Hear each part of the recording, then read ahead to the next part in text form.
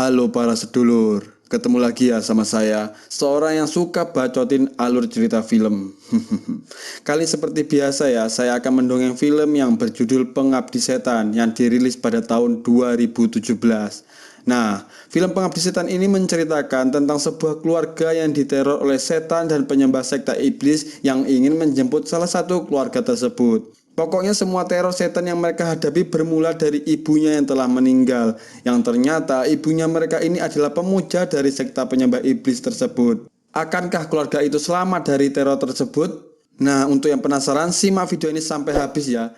Sebelum mulai, klik dulu tombol subscribe-nya. Kalau sudah duduk yang bagus, mau telentang, tengkurap, atau nungging sekalipun, saya mah ora peduli. Dan jangan lupa siapin udut, kopi, gorengan, biar kalian makin enjoy nontonnya coy. Dan gak usah banyak bacot, kita menuju ke intronya coy. Woi, intro coy.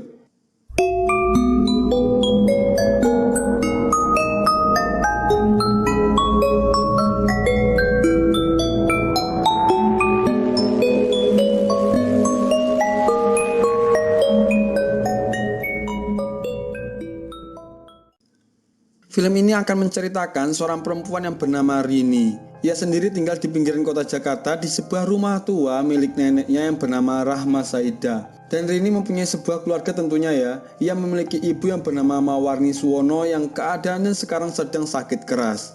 Kemudian ia juga memiliki seorang bapak yang saya nggak tahu namanya siapa ya. Soalnya dalam film ini dia ini cuma dipanggil bapak-bapak gitu aja. Dan ada adik-adiknya yang bernama Tony, Bondi, dan Ian.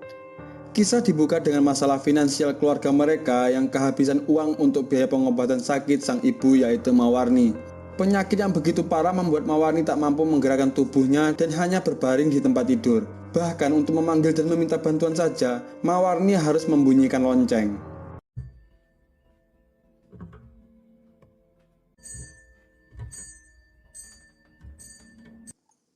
Kemudian berbagai upaya dilakukan oleh keluarga Rini untuk mendapatkan uang tambahan. Termasuk juga Rini harus berhenti kuliah dan kemudian meminta royalti milik Mawarni yang sempat berkarir di dunia tarik suara. Jadi sebelum Mawarni sakit, ia adalah seorang entertain atau kita sebut sajalah penyanyi. Dan Mawarni ini terkenal dengan lagunya yang berjudul Kelam Malam.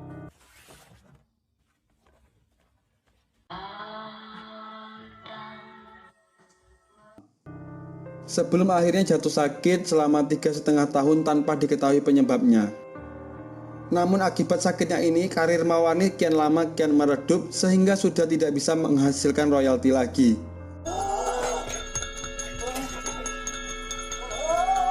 Tony pun rela menjual sepeda motor dan barang pribadi lainnya demi menolong keluarganya.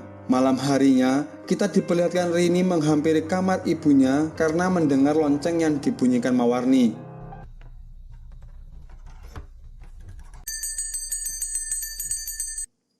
Ketika memasuki kamar, Rini terkejut karena melihat ibunya sudah bisa bangun dari tempat tidurnya. Setelah ibunya dihampiri,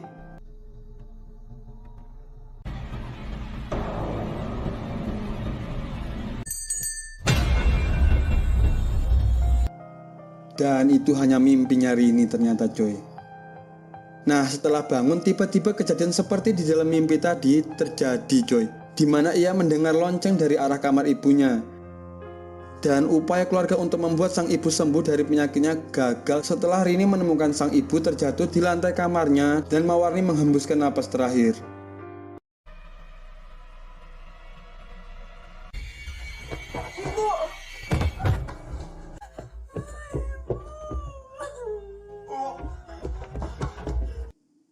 Di pemakaman Mawarni, keluarga Rini pun dikenalkan dengan seorang ustadz yang aku nggak tahu namanya siapa ya. Kita panggil aja namanya Pak Ustadz, dan ia ini memiliki anak yang bernama Hendra.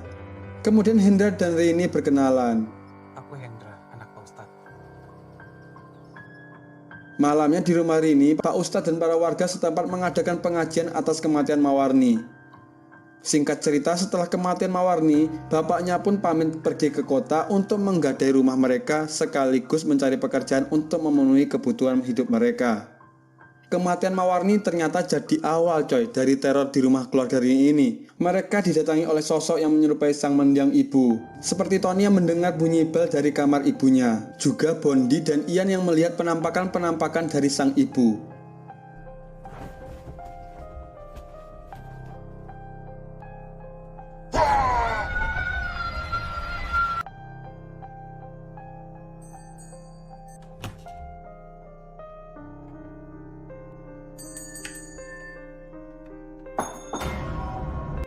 Pokoknya yang bulu romanya lemah jangan nonton sendiri ya, karena di dalam film ini jumpscare-nya ini tidak terduga-duga coy. Kemudian kejadian cukup memilukan terjadi kembali di mana Bondi menemukan nenek mereka mati tenggelam di dalam sumur.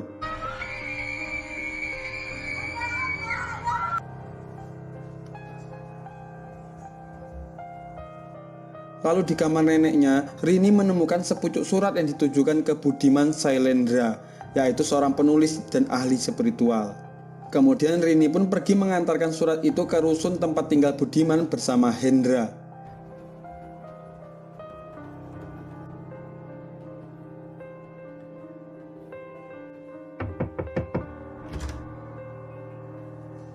Di sana Budiman memberitahu Rini bahwa ia adalah kawan neneknya dulu, dan ia menceritakan bahwa dulu neneknya tidak menyetujui pernikahan orang tua Rini karena Mawarni adalah seorang seniman dan tidak bisa mempunyai anak.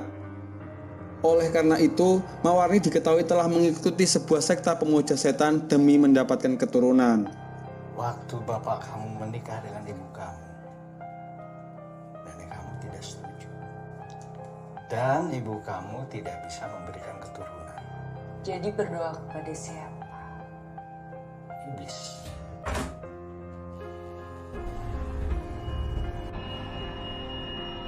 Jadi pijit, Pak. Sementara itu, Bondi yang terkejut sehabis menemukan mayat neneknya di dalam sumur mulai berlaku seakan-akan kerasukan dan hendak menyakiti adiknya yang bernama Ian.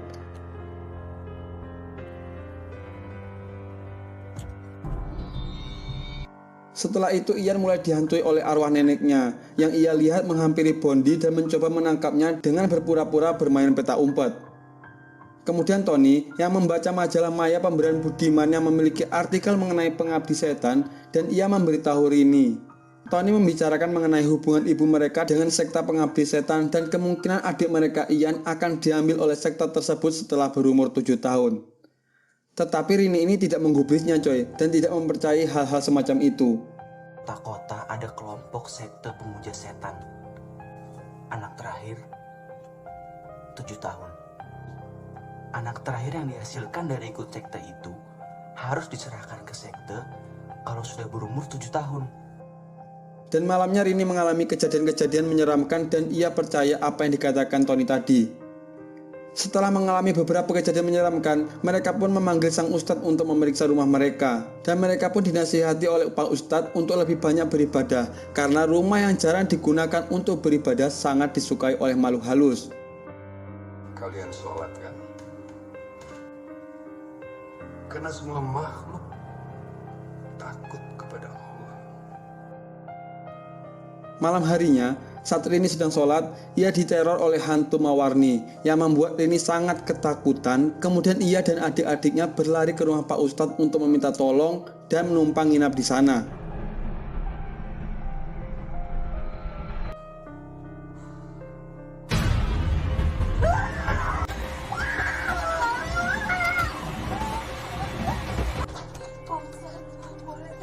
Iya. Kemudian Pak Ustadz berkata bahwa esok ia akan mengundang warga sekitar untuk mengadakan tahlilan di rumah Rini agar rumah itu terbebas dari gangguan para makhluk halus.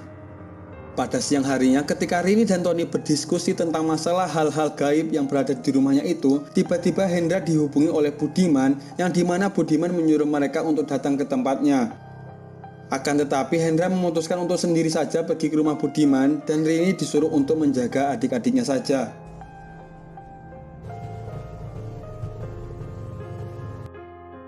Setelah Hendra sampai ke tempat Budiman, Budiman lalu memberikan artikel yang ia tulis sebagai koreksi artikel sebelumnya untuk diberikan kepada Rini. Ini tulisan saya yang terakhir.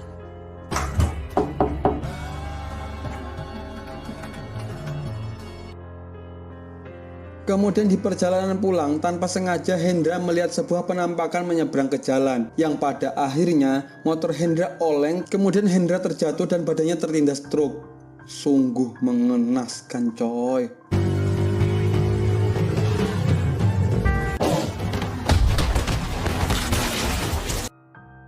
Lalu jenazah Hendra pun dibawa pulang oleh warga sekitar. Dan tanpa sengaja Rini menemukan artikel yang Hendra bawa dari rumah Budiman jatuh dari kantong bajunya. Malam pun tiba. Rini melihat penampakan Hendra di luar rumah Pak Ustadz dan ia pun nyaris ditarik keluar.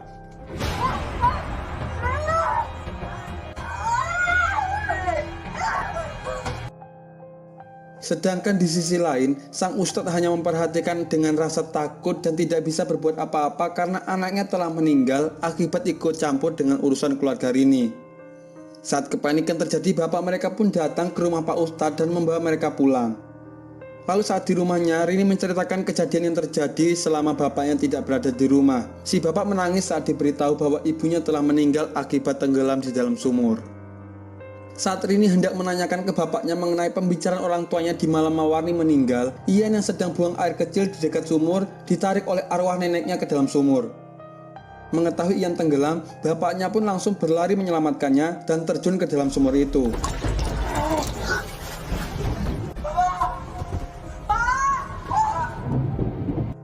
Setelah Ian berhasil diselamatkan, tiba-tiba terjadi hal-hal lebih mistis lagi di rumah mereka akibat ulah sekta pengabdi setan. Dan rumah mereka dikepung oleh para pengabdi setan yang menebar biji saga di perkarangan rumah.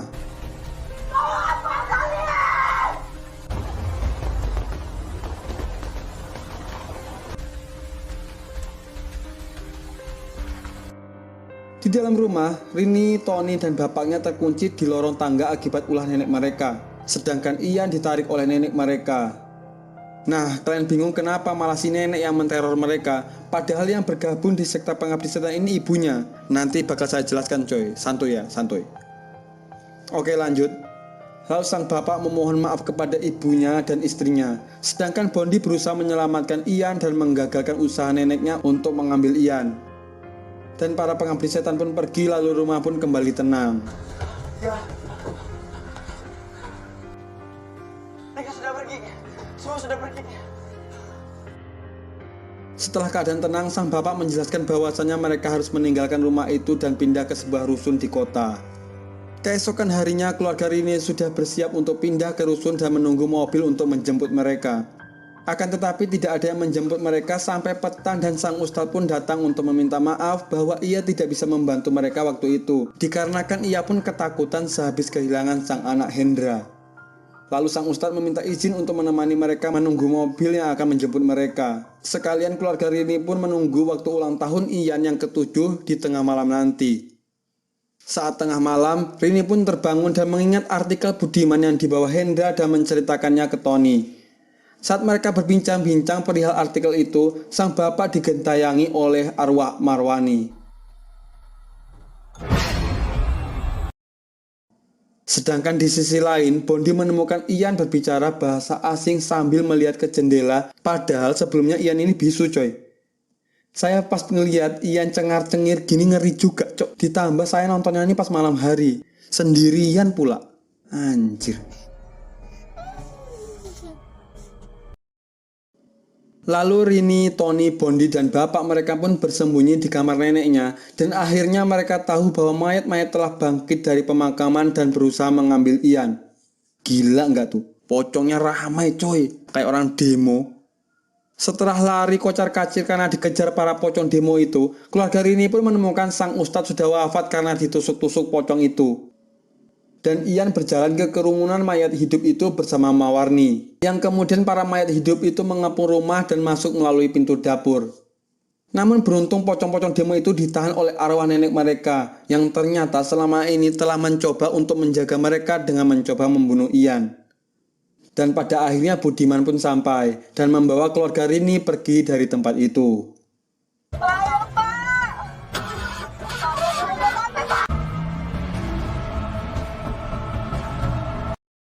Setahun kemudian, keluarga Rini telah menetap di rusun dan mereka dihampiri seorang tetangga yang memberi mereka makanan. Kemudian sang tetangga pun kembali ke rumahnya dan berbincang-bincang ke Batara. Dan terungkaplah bahwa ia adalah Darminah, yaitu pemimpin dari penyembah sekta iblis yang menyebar benih saga ke orang-orang agar tercipta lagi penyembah atau pengabdi setan yang baru. Ya contohnya si Ian tadi. Dan film pun tamat. Oke, masuk ke penjelasan ya. Menurut saya sutradara Joko Anwar sudah berhasil mengeksplorasikan dan memperkaya karakter yang muncul dari film ini. Hasilnya ya tak hanya konflik dan alur cerita yang masuk akal, tapi juga drama tentang eratnya hubungan keluarga lebih terasa di film ini. Kemudian sumber ketakutan bukan hanya dari unsur jumpscare-nya saja ya, tapi juga dari ekspresi para pemain yang total dan suara mencekam yang datang dari denting lonceng yang menjadi penanda bahwa ibunya sedang berada di rumah. Nah, posisi kemunculan para hantu juga pas ya, tidak kurang atau tidak lebih. Sebenarnya yang unik adalah sang ibu Mawarni ini yang mencari keturunan dengan cara mengabdi dengan setan. Biasanya kan orang mengabdi setan itu nyari harta atau tahta gitu ya. Dan ia ini malah mencari keturunan coy. Dan yang lebih konyolnya lagi, keturunannya itu bukan berasal dari suaminya, melainkan dari laki-laki sang penyembah iblis juga. Makanya di dalam film tadi, Tony berkata bahwasannya mereka berempat mukanya gak ada yang sama. Nah, yang jadi pertanyaan besar bagi saya ini, kalau si Mawarni bisa hamil oleh laki-laki penyembah sekta iblis itu, terus yang mandul ini si Mawarni atau si bapak ini sih? Coba kalau kalian tahu ya komen di bawah. Dan oke guys, kesimpulannya adalah jika kalian mengharapkan sesuatu, mintalah pada sang pencipta, jangan kepada selain itu, apalagi ke sebangsa jin ya. Sama aja kita tuh musyrik kalau begitu. Dan satu lagi yang saya petik dari film ini adalah yaitu perkataan sang ustadz tadi tentang rumah akan disenangi oleh makhluk halus apabila pemilik rumah sendiri jarang beribadah kepada sang pencipta. Nah, ingat itu coy. Dan sekian video kali ini ya. Sampai bertemu di video selanjutnya. Bye bye.